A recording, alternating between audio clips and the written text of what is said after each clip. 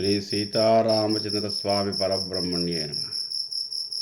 ఆపదామపహత్తారం దాతారం సర్వసంపదాం లోకాభిరామం శ్రీరామం భూయో భూయో నమామ్యహం. భగవద్బంధులందరికీ కూడా శుభోదయం. శ్రీ విష్ణు సహస్రనామ స్తోత్రము వ్యాఖ్యలో భాగంగా ఈరోజు మరొక శ్లోకాన్ని పరిశీలిద్దాం.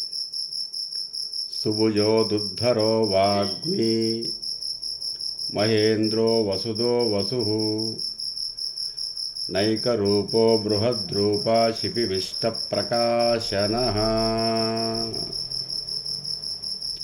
సుభుజః బలిష్టమైనటువంటి భుజములు కలవాడు. భుజాలు దేనికి ప్రతీక అంటే పరాక్రమానికి ప్రతీక. ఏదైనా ఒక స్థితిని రక్షించాలన్నా, దాన్ని ముందుకు తీసుకువెళ్ళాలన్నా పరాక్రమంగా ఉండాలి. ఒక ఆఫీసును నడిపించటానికి, ఒక ఉద్యమాన్ని నడిపించటానికి, ఒక సమాజాన్ని ముందుకు తీసుకెళ్ళటానికి నాయకత్వ లక్షణాలకు ప్రతీక ఏంటంటే పరాక్రమం. ఏదో ఒక కుటుంబాన్ని నడిపించడానికి పరాక్రమంగా ఉండాలి. భార్య పిల్లల్ని రక్షిస్తూ, వాళ్ళ స్థితిగతులను పరిశీలిస్తూ వాళ్ళని ముందుకు తీసుకెళ్ళాలి. కుటుంబాన్ని ఒక క్రమబద్ధంగా మనం ముందుకు తీసుకెళ్ళాలంటే పరాక్రమవంతుడై ఉండాలి. అంటే అనేక రకాలైనటువంటి సమస్యలను తట్టుకుంటూ, వాటిని మనం ఫేస్ చేసుకుంటూ మన కుటుంబాన్ని, మన పరివారాన్ని ముందుకు తీసుకెళ్ళాలి. నాయకత్వ లక్షణం అంటారు దాన్ని. నాయకత్వ లక్షణాలు కలగాలంటే పరాక్రమంగా ఉండాలి. పరాక్రమం ఎక్కడ ఉంటుంది అంటే భుజాల్లో ఉంటుందనేది ప్రతీక. సుభుజః మంచి పరాక్రమం కలవాడు శ్రీమన్నారాయణుడు. అంటే ఈ విశ్వాన్ని అంతా కూడా ముందుకు తీసుకెళ్ళటానికి కావలసినటువంటి సుభుజః మంచి పరాక్రమవంతుడు. భుజబల పరాక్రమాలతోటి ఆయన ఈ యొక్క స్థితికారకత్వాన్ని నిర్వర్తిస్తూ ఉన్నాడు. కాబట్టి అట్టి శ్రీమన్నారాయణ యొక్క భుజములు ఎలా ఉన్నాయా అంటే పరాక్రమవంతంగా ఉన్నాయి. అంటే మనను రక్షించగలడు, స్థితికారకుడు కాబట్టి ఈ జగత్తునంతా రక్షించగలడు అనే నమ్మకము భక్తులకు కలగటానికి సుభుజః. ఇతను మనను తప్పకుండా రక్షించగలుగుతాడు, అంతటి గొప్ప ఆకారాన్ని కలిగి ఉన్నాడు. దుర్ధరో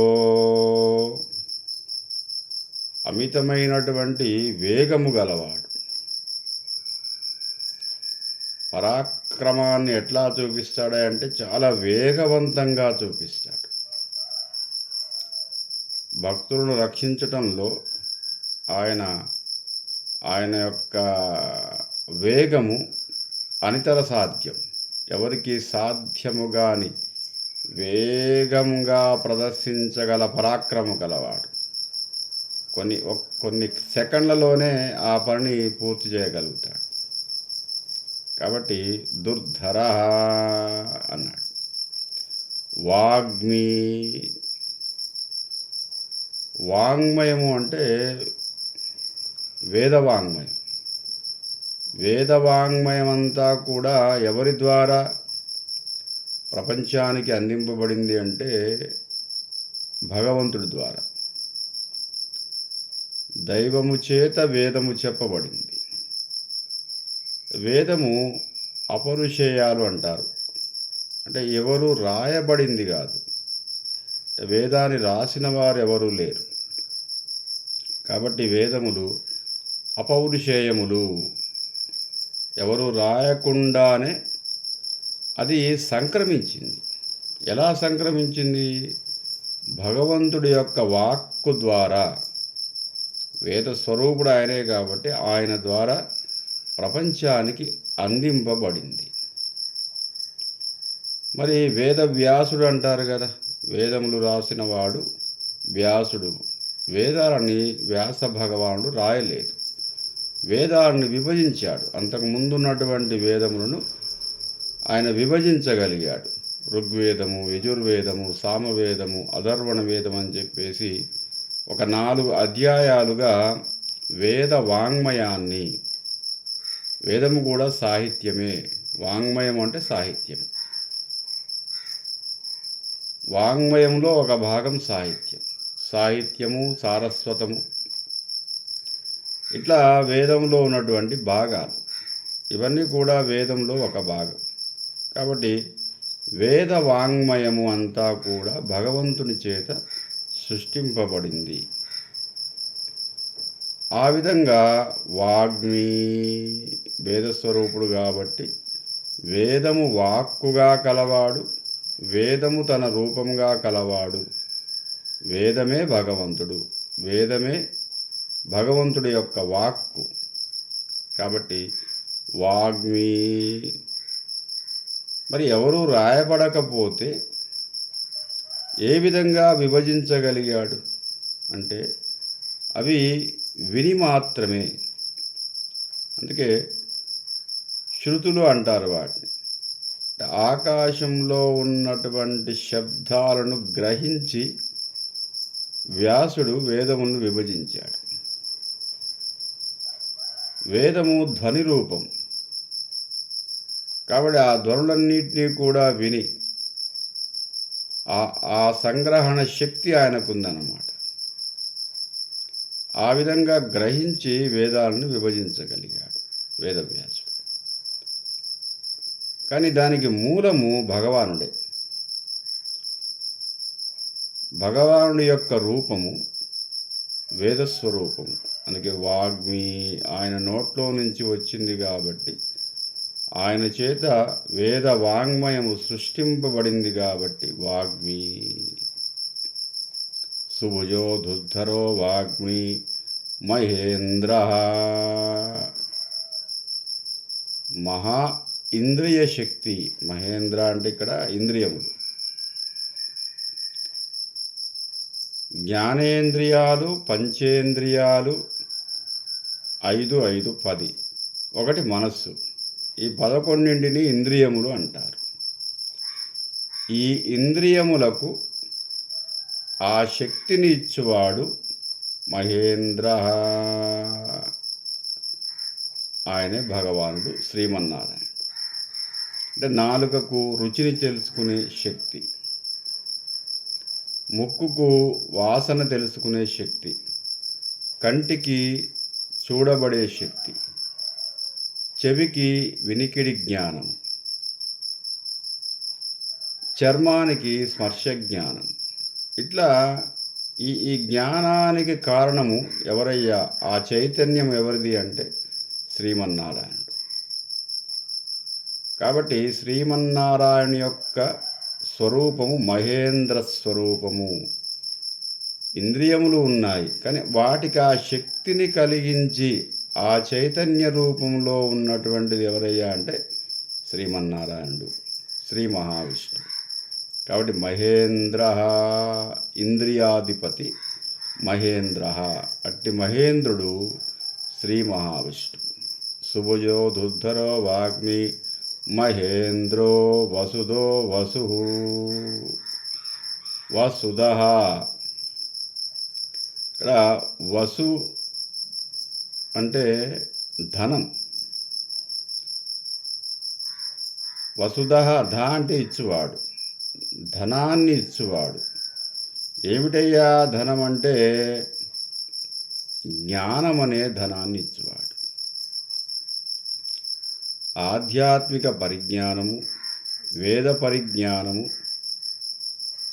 భగవంతుడి యొక్క ఉనికిని తెలుసుకునే పరిజ్ఞానము, ఆత్మ పరిజ్ఞానము, ఇదంతా కూడా జ్ఞానం. వీటిని సాధిస్తేనే భగవంతుడి యొక్క ఉనికిని తెలుసుకోగలుగుతాము. ఇదంతా ఒక జ్ఞానం.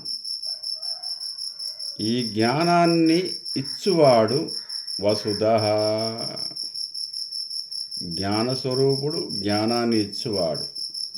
అట్టి జ్ఞానము ద్వారా భగవంతుడి యొక్క స్థితిని, రూపాన్ని, స్పృహను కనుక్కోవడానికి కావలసినటువంటి అవకాశం ఇచ్చేవాడు. కాబట్టి వసుధః, వసు అంటే జ్ఞానం, వసు అంటే ధనం.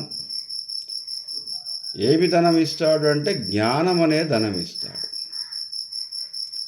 ఏమిటా జ్ఞానము? ఆధ్యాత్మిక పరిజ్ఞానం. కాబట్టి వసుధో వసుహు, వసు అంటే ధనం అని చెప్పుకున్నాం. ఇక్కడ ధనము అంటే మానవుడికి ఏమిటయ్యా ధనము అంటే ప్రాణధనం. ప్రాణము అనే ధనాన్ని ఇచ్చేవాడు కూడా శ్రీమన్నారాయణుడు. జ్ఞానం అనే ధనం ఇస్తాడు, ప్రాణము అనే ధనము కూడా. వసుహు అంటే ప్రాణం. వసువు అంటే నానార్థకాలు ఉన్నాయి. వసువు అంటే నీరు, వసువు అంటే సూర్యుడు, వసువు అంటే పంచభూతాలు, వసువు అంటే భూమి.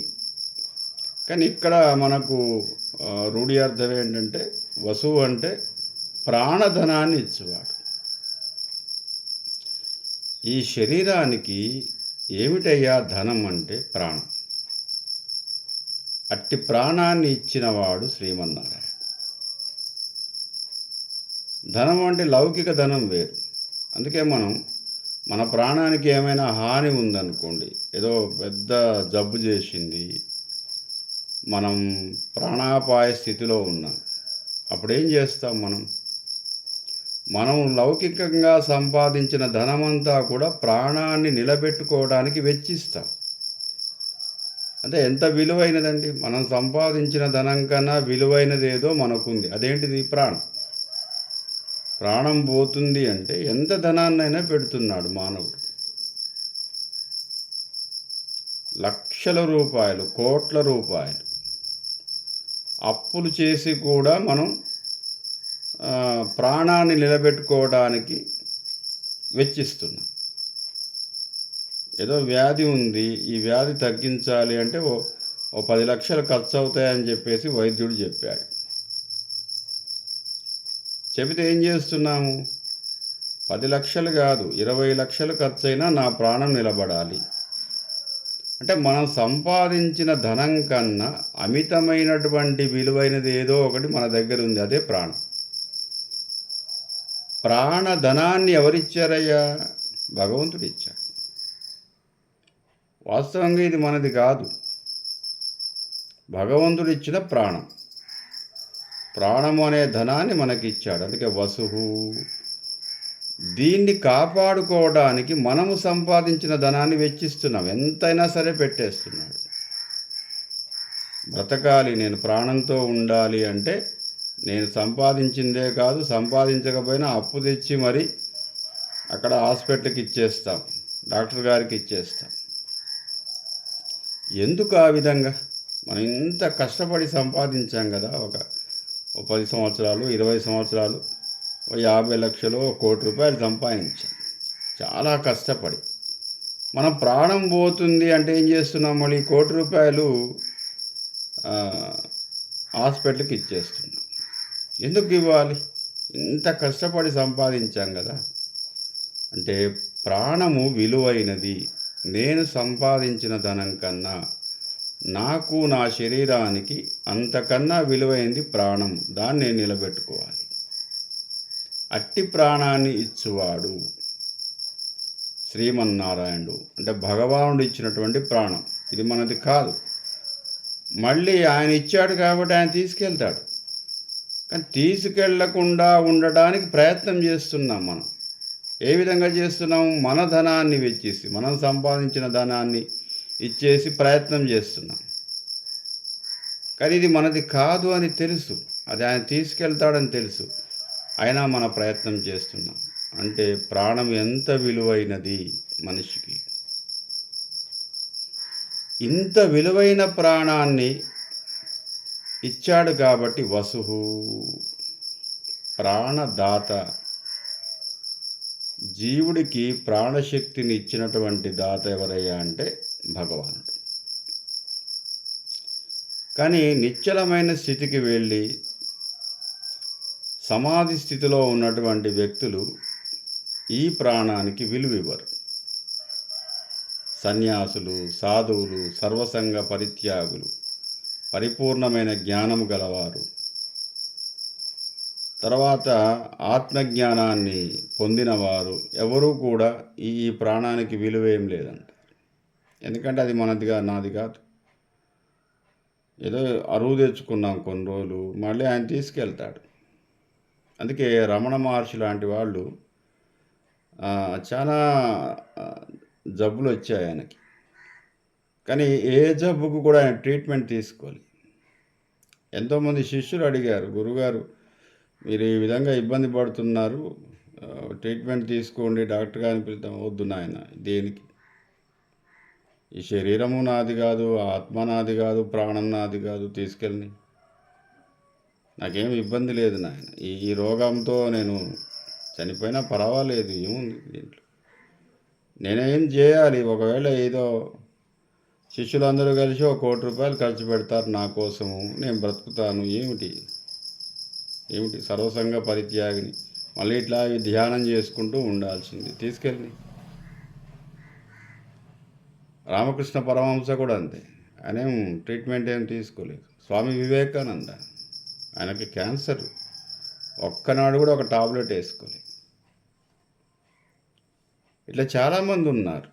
సర్వసంగ పరిత్యాగులంతా కూడా ఈ ప్రాణ నిలబెట్టు కోసం ఏ ప్రయత్నము చేయలేదు.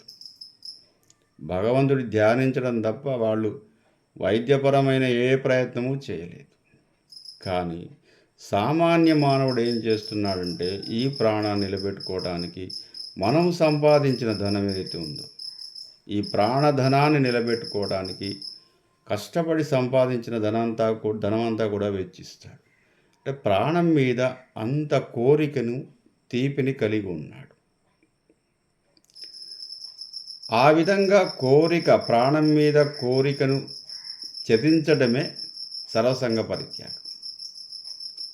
ఈ ప్రాణం ఎట్లాగూ పోతుంది, తీసుకెళ్ళేవాడు తీసుకెళ్తాడు, మనది కాదు, మనం డబ్బులు పెట్టేమీ తీసుకురాలేదు, అది సంక్రమించింది, అది భగవంతుని ద్వారా సంక్రమించింది, మళ్ళీ ఆయన తీసుకెళ్తాడు. ఈ శరీరం కూడా నాది కాదు, నాది అనుకొని ఇన్ని రోజులు ఏదో పోషణ చేశాము, ఇది వెళ్ళిపోతుంది, ప్రాణము వెళ్ళిపోతుంది, సర్వము లయింపబడుతుంది. కాబట్టి వసుహు ప్రాణధనాన్ని, జ్ఞానధనాన్ని ఇచ్చేవాడు. లౌకిక జీవితంలో హాయిగా బ్రతకాలి అంటే జ్ఞానము, అది కూడా ఆయనే ఇచ్చాడు.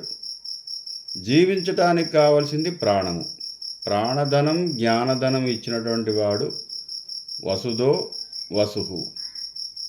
వసుదో అంటేనేమో జ్ఞానధనాన్ని ఇచ్చినవాడు, వసుహు అంటే ప్రాణధనాన్ని ఇచ్చినవాడు.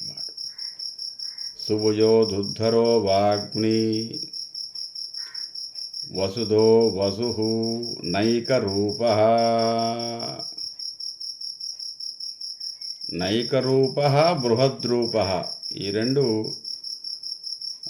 వ్యతిరేకార్థాన్నిచ్చే పదాలు, కానీ అవి ఈ రెండు నామాలు పక్క పక్కనే ఇవ్వడం జరిగింది. నైకరూపః బృహద్రూపః. నైకరూపం అంటే రూపం లేదు, ఏ రూపం లేదు. బృహద్రూప అంటే అనేక రూపాలు. అదేంటి, రూపమే లేనప్పుడు అనేక రూపాలు ఎక్కడి? అంటే మూల దైవత్వానికి ఏ రూపము లేదు. నిర్వికారః నిరంజనః, రంజించలేము, చూడలేము, స్థితిని కనుక్కోలేము మూల రూపానికి, మూల దైవానికి.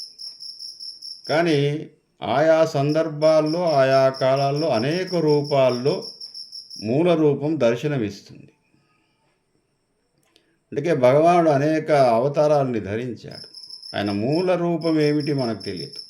అది నిరాకారః నిరంజనః.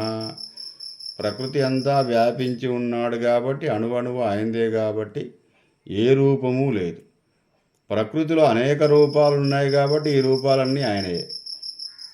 కాబట్టి నైకరూపః బృహద్రూపః అంటే అనేక రూపాలతో, ఏదో మత్స్యావతారంలో చేపలాగా, అంటే సముద్రం అంతా నాది అని చెప్పడానికి ఒక ప్రతీక.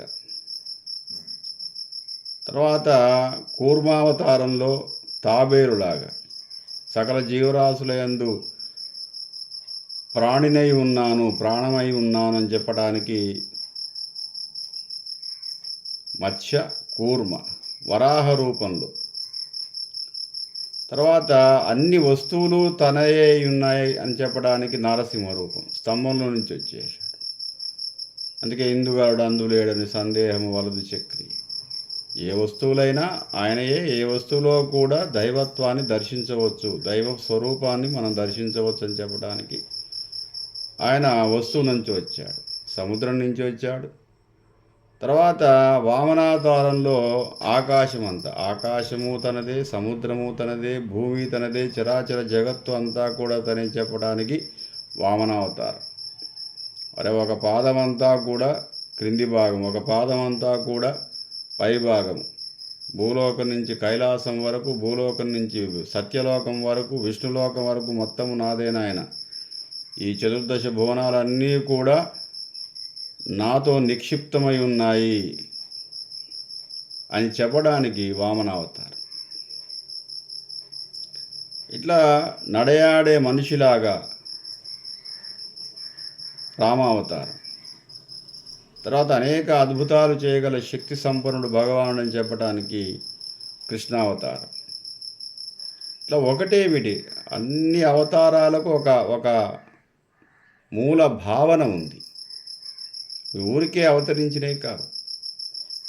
ఆ విధంగా మనకేంటంటే నైకరూప బృహద్రూప.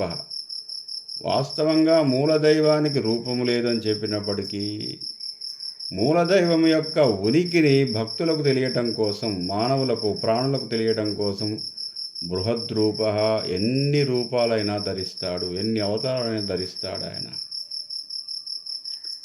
శిపివిష్ట ప్రకాశన. శిపి అనగా నీరు, సంస్కృతంలో శిపి అంటే నీరు. నీరంతా కూడా ఆయన యొక్క, నారాయణ అంటే నారాయణ శబ్దానికి నీరు అని కూడా ఒక అర్థం ఉంది. ఈ నీరు ఎక్కడి నుంచి వస్తుంది అంటే సముద్రం నుంచి వస్తుంది. నీటిని ఆహారంగా కలవాడు. అంటే నీటిని ఆవిరి చేసే శక్తి ఎవరికి ఉంది? సూర్యభగవానుడికి ఉంది. అందుకే సూర్యనారాయణ. సూర్యుడికి ఆ శక్తి ఇచ్చినటువంటి వాడు భగవానుడు. కాబట్టి సూర్యనారాయణుడు ద్వారా నీటిని ఆవిరిగా చేసుకొని తన ఆహారంగా తీసుకొని మళ్ళీ తిరిగి జీవులకు ఇచ్చినటువంటి శక్తిని కలిగి ఉన్నవాడు. ఇదంతా కూడా శ్రీమన్నారాయణ యొక్క శక్తి అని చెప్పడానికి శిపివిష్ట ప్రకాశన. ఆ విధంగా చేయటం వల్ల ప్రపంచం, విశ్వమంతా కూడా ప్రకాశవంతమైనటువంటి శక్తితో కలిగి ఉంది. ప్రకాశ గుణం ఎక్కడైతే ఉంటుందో అది శ్రీమన్నారాయణ యొక్క రూపం. కాబట్టి ప్రకృతి అంతా కూడా ప్రకాశ శక్తిని కలిగి ఉంది. నిరంతరము మార్పు చెందుతూ ఉంటుంది, నిరంతరము చైతన్యంతో కూడి ఉంటుంది, నిరంతరము ప్రకాశవంతంగా ఉంటుంది. కాబట్టి శిపివిష్ట ప్రకాశన. స్వస్తి ప్రజాభ్య.